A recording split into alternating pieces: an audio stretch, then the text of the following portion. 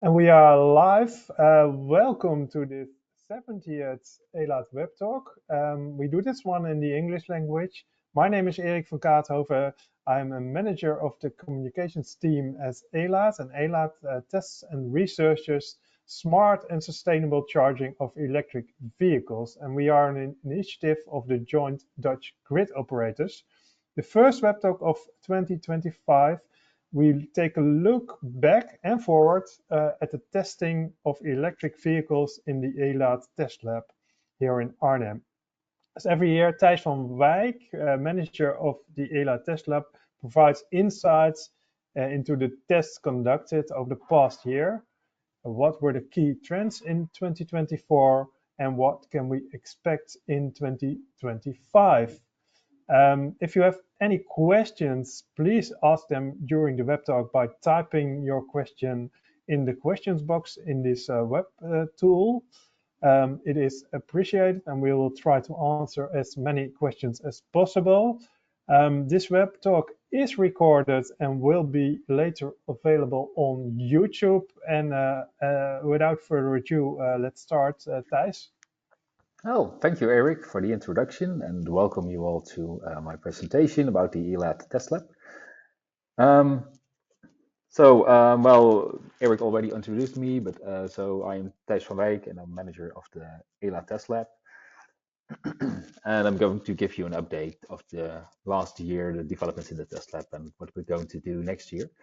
Well, for the ones that are new to Elaad and the Elaad TestLab, well, let me first start with telling what it actually is. Well, the Elaad TestLab is founded and funded by the Dutch DSOs, so the grid operators, to improve grid integration of EV charging, so of electric vehicles and charging stations with the electricity grid. We do pre-certification and pre-normative testing. We're not a certification test lab. We're testing for free, and we give the results we give are advisory. It's suitable for all kinds of electric vehicles, including buses and trucks. We've got a big hall, like you can see on the picture on the bottom left. And we've got quite a lot of different types of public and home EC chargers and DC chargers. At the moment, we already have 19 DC chargers even inside in the lab, so quite proud of that. All DC chargers of different manufacturers and different kinds. We've got some highly accurate measurement equipment for doing our measurements and research. And we've got a new testing system with 360 kilowatts of power. It's from a manufacturer called Keysight, and it allows us to emulate electric vehicles and DC charging stations with a power of up to 360 kilowatts, and also emulate an electricity grid of up to 360 kilowatts. And this way we can test all kind of things like bidirectional charging and the power quality, immunity of chargers in electric vehicles. So that's pretty neat that we have that nowadays. But why and what do we test with this equipment? Well, for us as grid operators, there are a couple of things that are very important. On the one side, the capacity of the grid, so the amount of power we can transport. And on the other side, the quality of the grid. So the effects the transport of power and also the attached devices onto the grid have on the electricity grid, but also the effects the electricity grid has on these devices. So for the capacity of the grid, we test a couple of things, like the interoperability between charging stations and electric vehicles, doing regular charging, but also, of course, doing smart charging, where we also test the behavior of the vehicles and charging stations when we are steering the amount of power that goes to the devices. So important thing for us, of course, to on the one hand, for the consumers themselves to be able to charge, for instance, on their own produced solar power, but also for us as grid operators, if there's a bottleneck in the grid, we have some kind of control opportunity to decrease power to charging at certain moments, or increase the power when there's more power available, of course. And for the capacity of the grid, there's also another important thing, and that is cybersecurity. Because if a large bunch of charging stations could be hacked, you can have so much power under your control that you can actually create harm on the electricity grid. So you might even in the worst case scenario, create a blackout. So cybersecurity is a very important thing. Well, regarding the quality of the grid, you can distinguish there the emissions and immunity of the devices we are testing. So the devices themselves, they can create distortions on the grid, which create like harmonic distortions, as to name it, or reactive power. Don't go too deep into those. And this, well, reduces the efficiency of the grid. It also creates heat in the grid. It also makes it reduce the lifetime of grid devices and also other connected devices. So you want to make sure that these emissions are below certain standards. And the immunity, so we're also testing how the devices behave when the grid itself is distorted. And with this new 360 kilowatt testing system, we can create a completely clean grid or a really distorted grid, so we can test this immunity thing. We do it for the more regular power quality, the more, well, the common power quality items, but also for new kind of effects like the superharmonics, picture here shown, which are high frequency distortions that come from well, newer types of devices with AC-DC converters. And the thing is, why do we test this? Well, a lot of these things are, well, pre-normative, as we say. The superharmonics, for instance, there's no standard yet for the emission limits. And that's why we are testing this and researching this to find where the limit should be, and eventually come up with new standards for that. And also regarding things like the other power quality emissions and things like smart charging, the power quality emissions are always measured on the maximum power, but when you do smart charging, you control the devices, so you have all kinds of different power levels. So you want to make sure you always comply. And even well, smart charging itself, it's also not really defined how these smart charging scenarios look like and what kind of things you should comply to. And that's why we fill up this gap in the standards, but also the gap in the test process and certification that is now for the charging stations and for the electric vehicles. So what did we test the last year? Or what did we do in the last year? Because it's also more than testing. In the first place, we organized a couple of events. First, we hosted the Chariot Festival in January of 2024. And in the end of this year, November 2024, we organized a Build Zero test event, which was really focused on construction equipment. So that was new for us. We're doing some national projects with the test lab. First of all, slim laden voor iedereen, or smart charging for everyone, where we focus on smart charging interoperability and power quality immunity testing on 150 electric vehicles in 1 year. So that's really just every week we have about 4 electric vehicles inside and have them going through our testing process. Then there's the Living Lab Heavy Duty Charging Hubs project, where we test the interoperability with trucks and heavy-duty DC charging stations we have in our lab. And we're also doing field measurements there on the different charging hubs that have been created to measure the grid impact at these charging hubs. And then there are 3 international research projects we are involved in at the moment. First of all, the SCALE project, where we do AC VGG or bidirectional charging. Doing functional interoperability and power quality testing. We do it in cooperation with multiple vehicle and station manufacturers.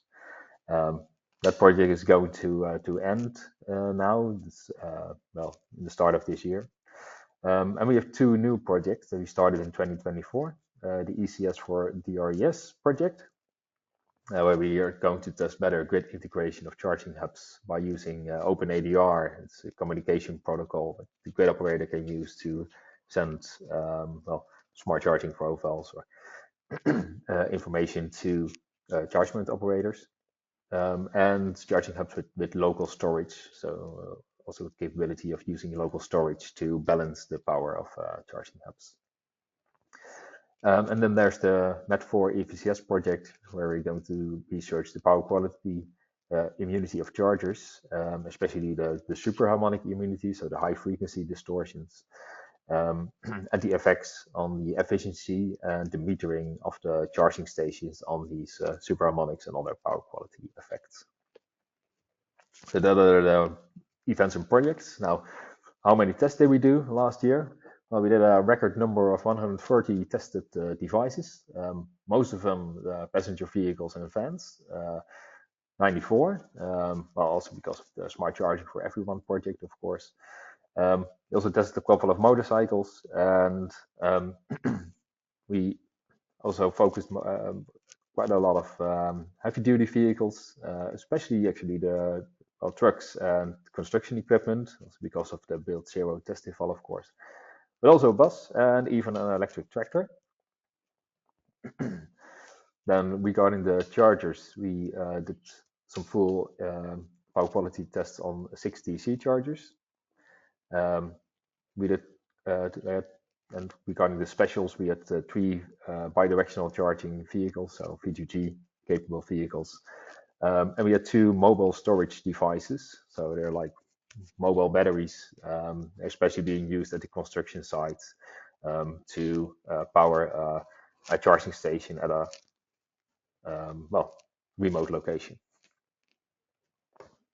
Well, how does it look like? Well, like this. So a lot of vehicles, different kinds, like even these big wheel loaders and a lot of trucks. So quite a lot, and really nice to see. And here are on the bottom, there are 2 well, smart charging for everyone heroes, the guys who are doing all the tests, Wouter and Koen. So the test in 2024, I want to go a bit deeper to show a bit of these tests and share some of the learnings we had. Well, first of all, the AC charging tests. So just electric vehicle on AC chargers, where the vehicle itself does the conversion to DC for the battery. Well, I said we had 94 passenger vehicles and vans, and tested for the smart charging for everyone project. During this project, we test these vehicles on 10 different AC chargers that we have in the lab, which are commonly being used in the Netherlands, or have some, well, slightly odd behavior. So by testing the interoperability during regular and during smart charging on these, we can give quite a good idea of how well these vehicles and stations will behave in the field when smart charging with each other. We're testing with some real-world smart charging scenarios. We as Elaad, we've set up some smart charging scenarios, and we do a full test on these different scenarios on a single testing device. And I show you these smart charging scenarios in the next sheet. And we do some power quality immunity testing according to the EN 5160 and Dutch grid code. Well, in these, there are some limits defined, like what the voltage levels of the grid may be, what the frequency of the grid may be. So we check if the vehicles are able to charge when the grid is still within these limits. The results themselves of this project are under the project NDA, so I can't share that. But as said, I can show you the smart charging scenarios we are using, because those are from Elaad. So first of all, we're testing with a fluctuating profile, as we name it, where we go from 6 amps to 32 amps, if supported, of course, and in different steps to find out how if the vehicle responds fast enough to the changes in the PWM, the changes in the amount of current that's being allowed by the charging station. We check if it's always under the maximum power that's been given by the charging station. So that's why we do the fluctuating test. Then we have the intermittent test. That's a test to see if a vehicle is able to cope with multiple pauses in a row.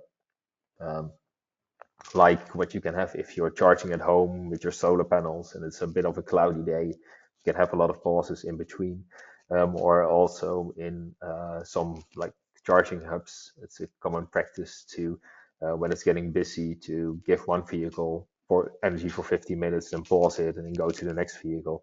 And so you get, if you're parked there for like, well, 12 hours or something, you get a lot of pauses in between. So that's why we test for this intermittent charging. We do 25 of these stops in between. Then we test delayed and pause charging. Well, delayed is when you start charging and immediately you don't get any power. Pause is when you first got power, but then you're being paused for a certain moment in time. We do this on 20 minutes and 6 hours for the reason that like what I was saying about the intermittent charging at these charging hubs, then mostly they take like about 15 minutes for these pause periods. So we took 20 minutes over here to see if a vehicle is able to cope with that. And the 6 hours is to test if a vehicle is able to well, move its charging to over the evening peak. That's commonly occurring at residential areas where everybody comes home at around 5 o'clock. Well, starts to do cooking in addition to washing, and there's a lot of electricity usage in the neighborhood. So I'd like to move that a bit further on. And then there's a test where we check if charging speed still increases after the charging session has been on a single level for 3 hours, just to see if a system in the vehicle doesn't well, fall asleep, as we say, during when it's all the time the same kind of speed. We can share those, by the way, if you're interested. Then there are a couple of DC charging tests we do, where we also test the interoperability with vehicles, the smart charging capabilities of the stations, the power quality emissions and immunity, and we do a lot of research on the superharmonic emissions of those at the moment. And that's also why we acquired this 360 kilowatt testing system. So a couple of things we've seen until now. We just started testing those, so we don't have that much results, but we do have some. At least one charger we found out, it sent out a maximum voltage of 0 volts, the start of communication with the vehicle. And some vehicles expect a higher voltage at the start, like 100 volts is a minimum. And charging did not start. And this has been resolved by the different EV manufacturers. We had an issue with this by changing this below limit. So that was a good thing to see. And we found something interesting regarding the power quality emissions from DC chargers. Because now for certification, the emissions of these chargers are measured at 80% of maximum power. But while one of the stations we analyzed, we saw that it actually had a very low distortion at about 80%. You can see that in the right graph, in the 80% of power. And much higher distortions when it was not at this 80%. And there are a lot of dependencies on the amount of power that a station can give, depending on the vehicle that's being connected, on the battery state of charge, on the temperature of the battery, but also the outside temperature. So it would be better to not just look at these two, 20 and 80%, but check the whole spectrum for, or maybe not even the whole spectrum, but at least a couple of in between to get a better idea of the distortions from a DC charger in real life. And we found a nice thing regarding the power quality immunity. So when we are actively distorting the electricity grid to see how the charger behaves. So what we did over here, we first changed the voltage. This is just an example because we saw it in different kind of tests. But in this test, we tested with voltage imbalance. So we changed the power on phase 1, made that higher, like about 250. We lowered one of the other phases, and one of the phases we kept on 230 volts, and we switched that around.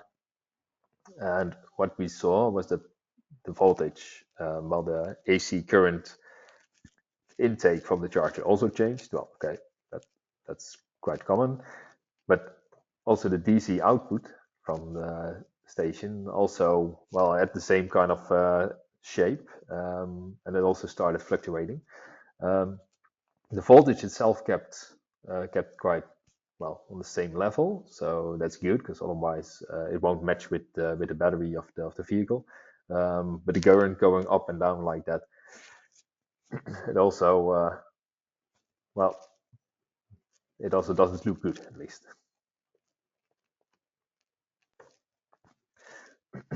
And then there are the bidirectional charging tests, or V2G charging tests. In 2024, we started to develop the tests for those with the system the Keysight system fully functional at the start of 2024, and then we started writing. So we now have can test vehicles and chargers on ISO 15928-20 protocol, which allows for bidirectional charging. Is the implementation and the V2G functionality. And now we've got that running, we can also do the power quality emission immunity tests during charging, but also during discharging on different power levels. And we are gathering, well, we have this ability now, and we're gathering information via this way. And what do we do now with these test abilities?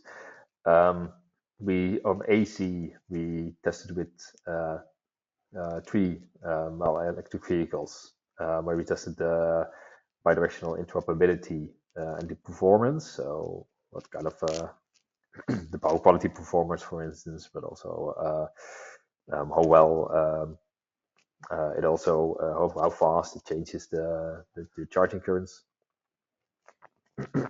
We did it also for the skill project partners, of course, and that's all under an NDA, so can't really share the results of those. And we tested one bidirectional DC charger on power quality emission and immunity. Not really that much DC chargers that support it yet, so that's why it's still only one. And what we saw with power quality emission and immunity, that they're mostly the same during charging and discharging, but also some remarkable differences. And I've got one over here. This is a test of the immunity to, well, multiple of 3 voltage harmonics, as it's named.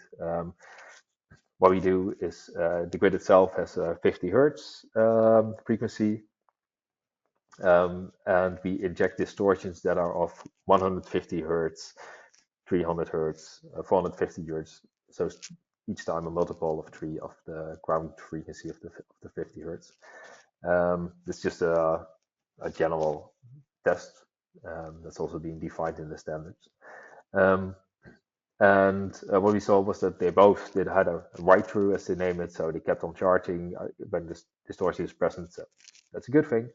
But we also saw that there was quite some difference on the current that the vehicle, well, either way took in when charging or delivered back to the grid when this distortion was present, and didn't really expect that. So that was interesting to see. Said was only one test, so more tests and research are needed to see if there's really like if this is an outlier. But at least it was interesting to see.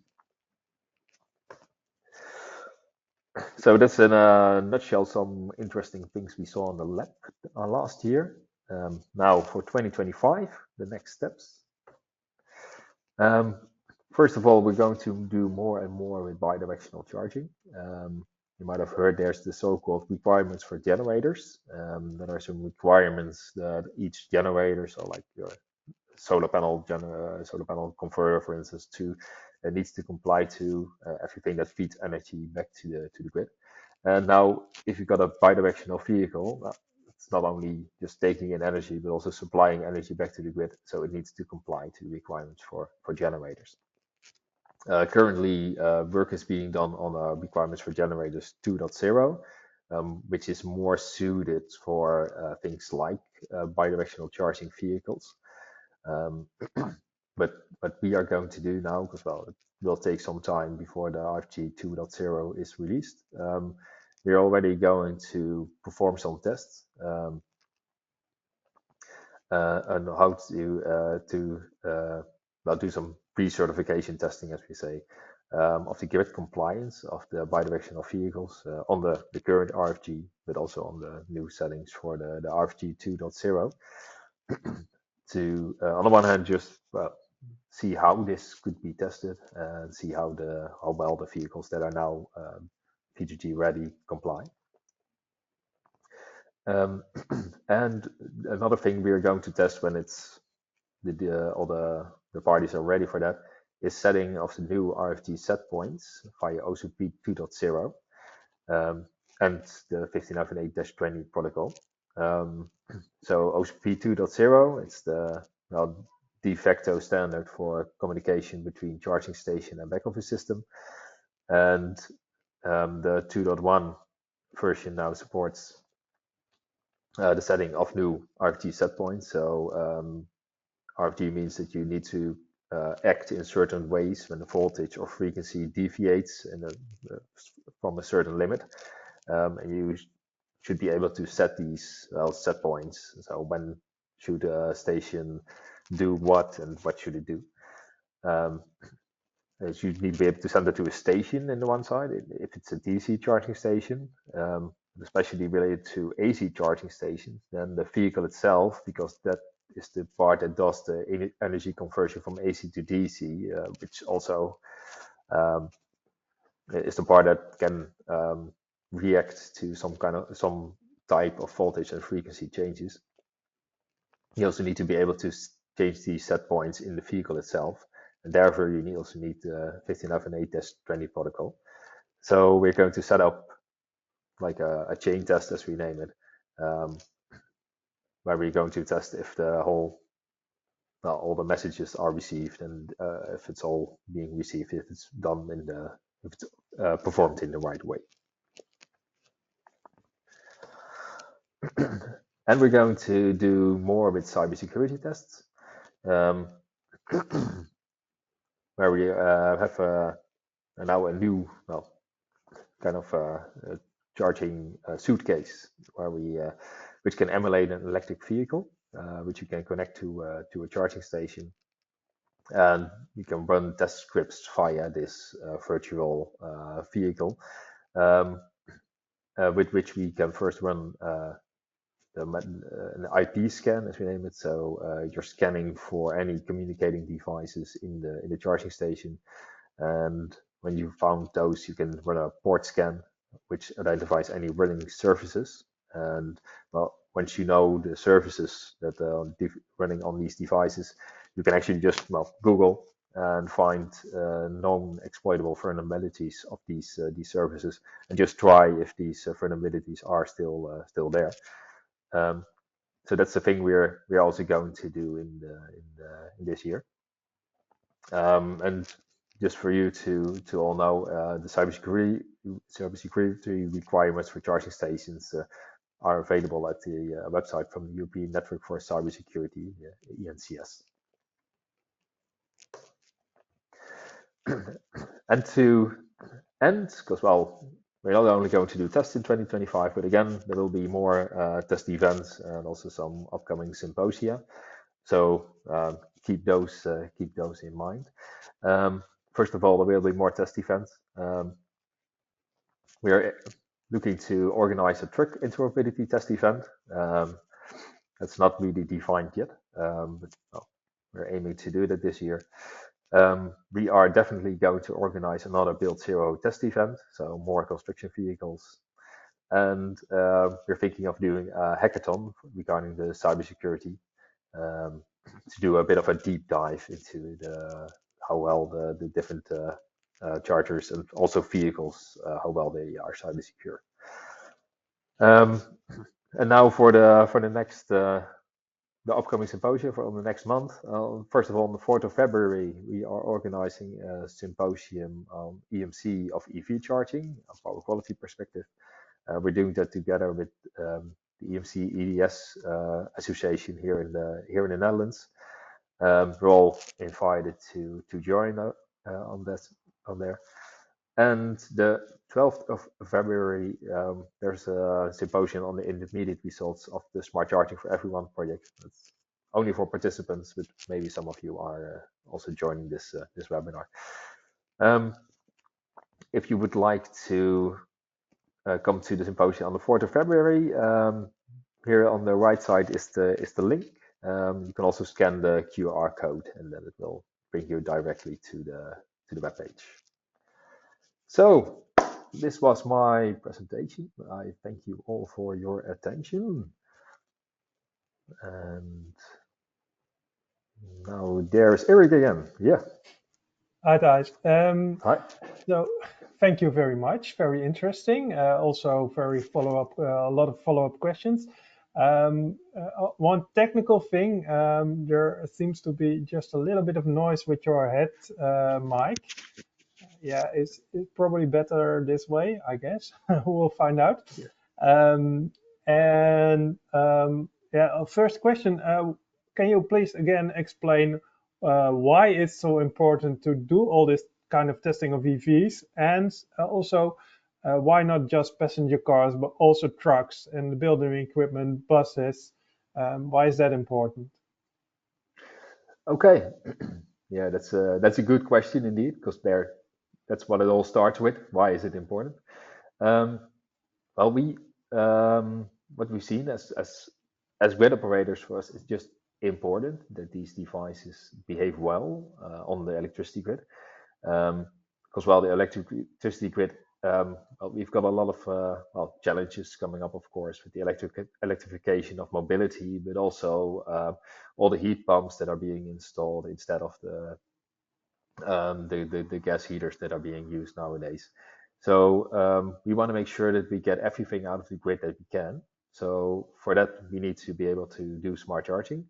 And we also want to make sure that the power quality remains stable, because power quality, it may also reduce the capacity of the grid itself, because it will generate extra heat losses. Heat losses are, it's just the sign that your grid is max capacity or overcapacity. So there are a couple of reasons. And why do we do that for all these different kind of vehicles? Well, we already do that for a lot of passenger vehicles, of course, like showing in the Smart Charging for Everyone project. And of course, well, those are at the moment, well, the most commonly electric vehicles. But while the trucks are also coming, more and more electric trucks, it's like the next step. And also the building material, that's also increasing quite rapidly because of all the tenders that are now being done where it needs to be zero emission, the construction side. So yeah, we get a lot of requests also to test construction equipment. That's also why we started to do these build zero test events to just put them in like a pressure cooker and have them all tested in a relatively short amount of time. So yes, that will be growing and growing and growing.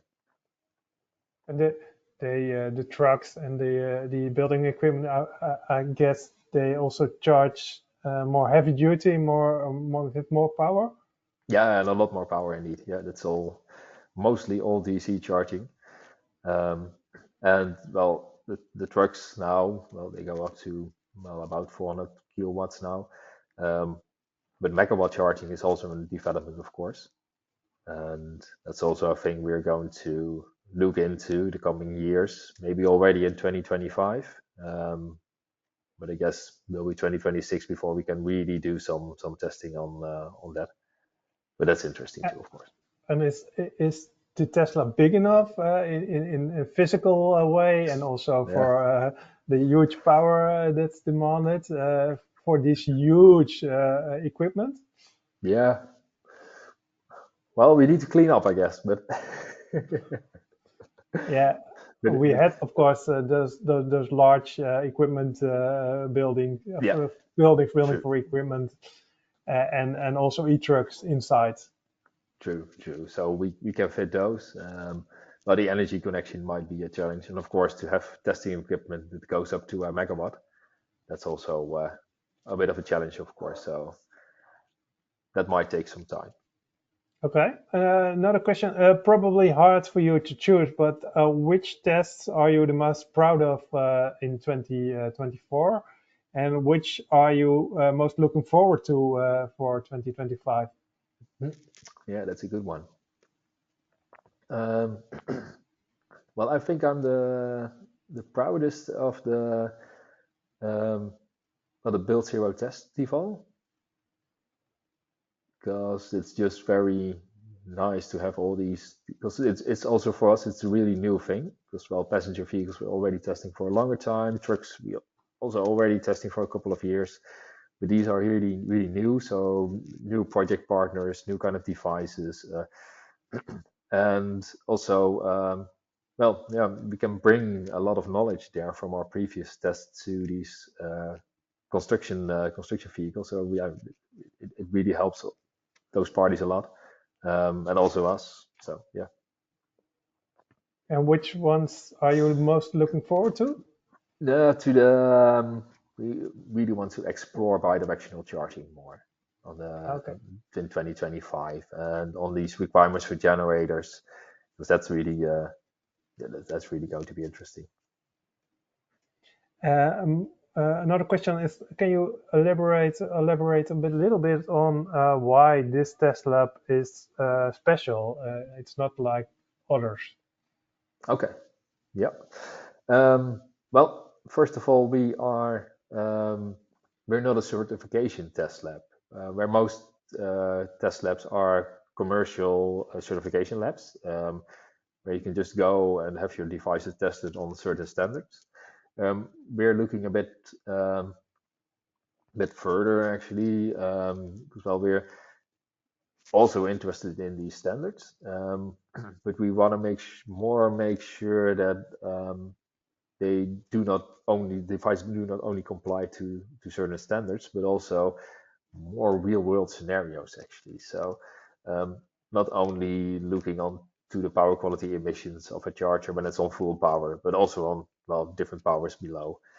For instance, testing with these smart charging scenarios that are more real world scenarios, and just checking if a vehicle is able to uh, communicate via the Mode 3 protocol.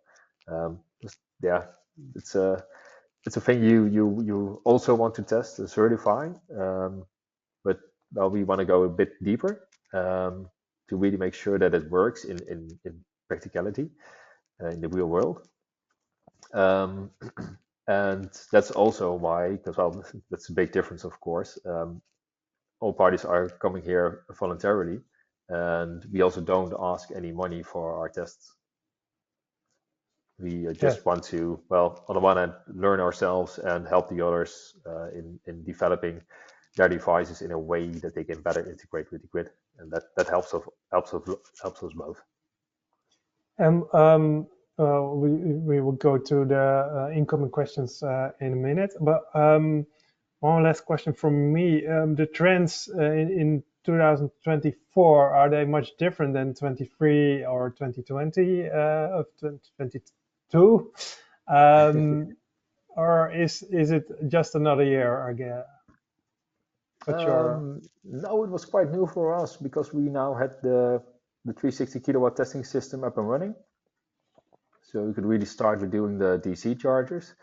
Um, we had the smart charger for everyone project, of course, because well, we tested AC passenger vehicles before, but well, if we did like well 50 in a year, well, a smaller team, of course, then. But it took us longer to do testing, and we also had a smaller team, and now we've grown quite a lot. We can do like 4 passenger vehicles per week, which is quite good. Um, and in the meantime, also test DC chargers and trucks and construction equipment, and well, do test development. So it's not only those tests we're doing. Um, um, so yeah, that's it's just more. On the one hand, it's more. On the other hand, well, more power because of the well 360 kilowatts in the DC charger, and also bidirectionality. That's why we well did some first tests with last year, and that's just really interesting. okay? Thank you. So James Meyer is asking the question. Thank you for an interesting event. I visited the Superharmonic Symposium. What are the developments on that matter? Can you tell us a little bit about that? Yeah, that's a good way. Well, if you want to know the exact ins and outs, then I'll invite you, of course, to the 4th of February. But for now, well, there's a lot of research going on still. When we are now mostly because the first research we did was on electric vehicles, and now we're moving that more to DC chargers. And we also want to be able to test the immunity of chargers and vehicles to these kind of superharmonic distortions. And that's also important to eventually come up with these emission limits. Yeah, you want to make sure how well the device is, at what level would the device be interrupted in such a way that it won't function anymore. And at the moment, that's not really well available data yet. So that's a thing we would like to be able to test, and we're going to do that in that MET4 EVCF project. And as Thijs already said, everyone is welcome, of course, online or at the 4th of February. Yeah. Is this online or just at site? Well, it's going to be hybrid. We're going to Okay. record it anyway, so I'm not sure if it will be live broadcasted, but otherwise it can be, well, afterwards it can be on our YouTube channel. Okay, thank you. So question from Theo Gerritsen. Heavy-duty charging releases a lot of heat. How do charging stations behave when the temperature gets very high, and what does that do to capacity as far as it's tested here? Yeah, that's a good question. Well, we don't have any heat chambers ourselves, so that's not a thing we can do. That's not in our test portfolio.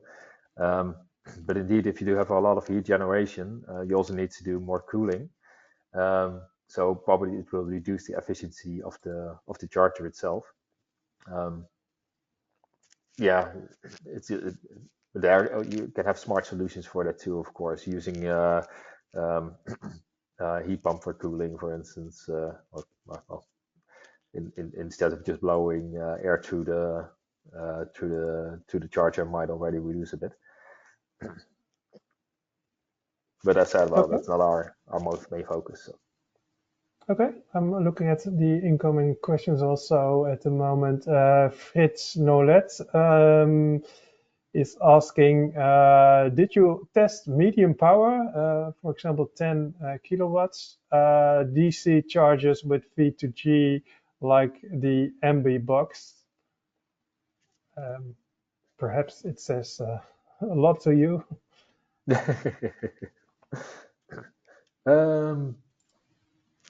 Yeah, I'm not sure. I can tell that because, well, we only tested one DC charger. So What you can't tell, you can't share. yeah, I can't that's share not a any problem. names regarding that. Okay, then Well, we go to the my next direction question. DD. Well, this is probably a hard one too, but I'll put him forward anyway. Mark van den Oudenrijn asking, regarding smart charging results, I understand you cannot share individual results. However, it would be nice to know in general how compliant these EVs are. For instance, 20 failed test A and only 3 failed test B, for instance. There will, at the end of this project, be some communication about this, I guess, Thijs, but Yeah, it's at the end of Smart Charging for Everyone project, there will be communication about, well, some general results indeed. Yeah. okay. And that will be Then like, yeah, later this year. Then a question from Jacqueline Eyer. Are you also looking at the sum effects of vehicles devices you tested? So the cumulative effect of a lot of those vehicles devices on the grid. Yeah. Yeah, we're doing that via some field measurements. Like for the Living Lab heavy duty charging hubs, we've installed a couple of energy meters, well, power quality energy meters on these hubs to see indeed what kind of effects it would have on the electricity grid, these kind of hubs. But maybe also like if we see any effects, distortions coming from one charger that move to another charger, for instance. to see how these kind of distortions propagate throughout the local grid there. So that's a thing we are investigating indeed. And for instance, regarding it's also some research we did in the past regarding the superharmonic distortions. We saw that sometimes these kind of distortions can they add up, but sometimes they also phase each other out. So you can have like a beating effect where it goes up and down and up and down. And what we've seen is that about if you have two same kind of devices distort on the same kind of levels, you can get a bit of a doubling. But after, if you install more of these devices, it doesn't. It goes down again. There's some information available on that from our previous research. If you're interested, you can otherwise send an email to testlab@elaad.nl, and I can send you some of this white paper. I guess that would be interesting. And looking at the clock also, we're going to the final questions for this one. And if you have any additional questions, please feel free to do an email, like Thijs said. So two questions. One at first is, do you still have any wishes for the TestLab? What is the top of your list of additional equipments? A mega charger, for example. Yeah. On the manufacturer's part, testing a Tesla semi-truck or a Cybertruck. What's on your wish list? Yeah, the megawatt charging will be very nice to have testing capabilities for that. Well, we now have 360 kilowatts of emulating power. Well, bringing that up to a megawatt will have some challenges. Well, on the one hand, regarding the connection we have now in the lab itself, but also just to acquire this test equipment, it's not cheap. So, but it would be very nice to have something like that. And well, in relation to that, well, a Cybertruck would be nice, but I'd rather have just a regular truck, which is able to also do then the megawatt charging. It's far more interesting than just a funny automobile, because that's the Cybertruck. I don't know if everyone agrees with that, but it's your opinion, of course. And a final question: if I'm a car manufacturer or other vehicles, electric vehicles, or if I'm into manufacturer of charging stations, and I want to get things tested at the Elaad TestLab in Arnhem, what can I do? Yeah, you can go to the Elaad website, and there's a banner on the website where you can make contact with the Elaad TestLab, and you can just click on there, and then there's a pop-up agenda where you can just plan a date where you would like to have an introduction talk with the Elaad TestLab. Then I will we'll have a meeting, see how we can cooperate. Okay, thank you. Now, thank you very much, Thijs, for your presentation, also for answering the questions. Also, many thanks to anyone watching and putting forward questions. Our next web talk is this time already next week. It will be in Dutch. I'm sorry for our international, non-Dutch speaking audience at the moment, but it's a special one because it's the first one we do not just online, but you can also come to our location in the Elaad TestLab in Arnhem and join the web talk. And it is about new research from our data team, a new outlook, as they call it, into the expected growth of e-trucks and vans for logistics. So there will be new numbers, very interesting. If you want to join us there on site or online, please register in the normal way. You can rewatch this web talk on YouTube and, of course, share it with other ones. And thanks again, everyone. We hope to see you next week. Yeah. Thank you. Bye-bye.